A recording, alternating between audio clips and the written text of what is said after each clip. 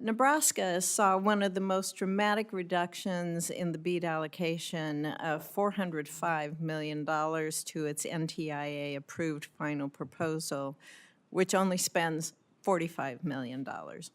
After administrative costs, around $340 million remain, and Nebraskans need guidance on how they may use those dollars to further the goals of the BEAD program in my state.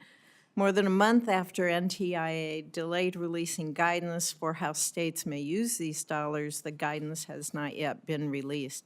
So, Mr. Secretary, what steps has the Department of Commerce and NTIA taken to effectuate the goals of the BEAD program as it relates to the use of those non-deployment funds?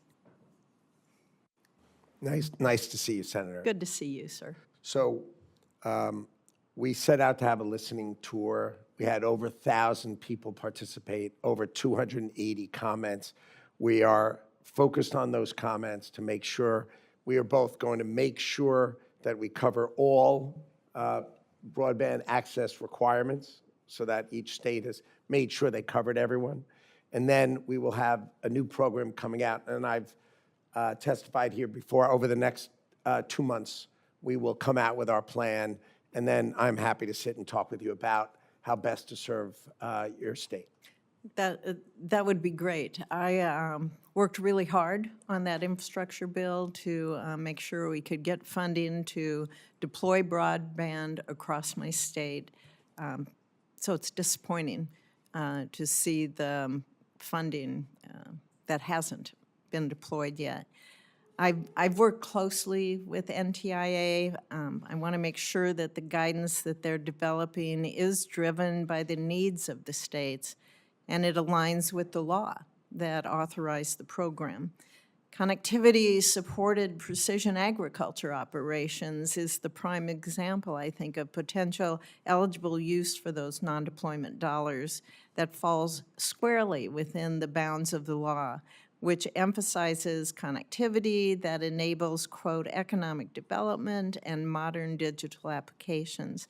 And last December, I led my colleagues in the Nebraska delegation in sending a letter to Assistant Secretary Roth urging the administration to allow states to retain that unspent BEAD money, encouraging NTIA to clarify that precision agriculture connectivity constitutes an eligible use of the remaining BEAD funds.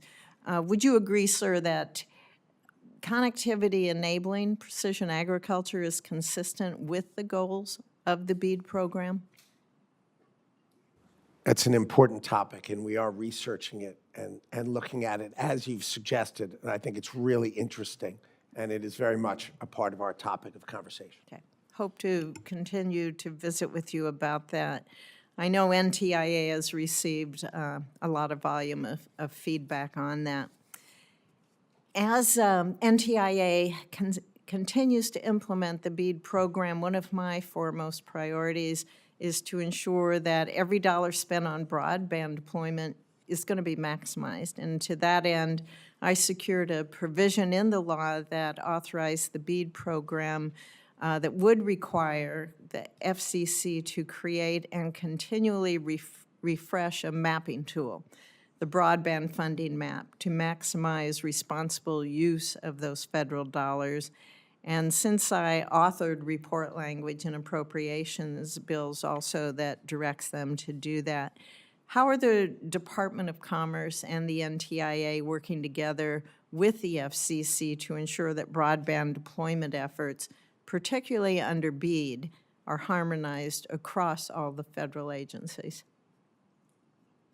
Your leadership on that topic was very important, and we are working hard to make sure that we are integrating our information and our data with those maps so they can be the best they can be. Have you had, I guess, a positive experience in reaching out to the other federal agencies and trying to make sure that it is harmonized, though?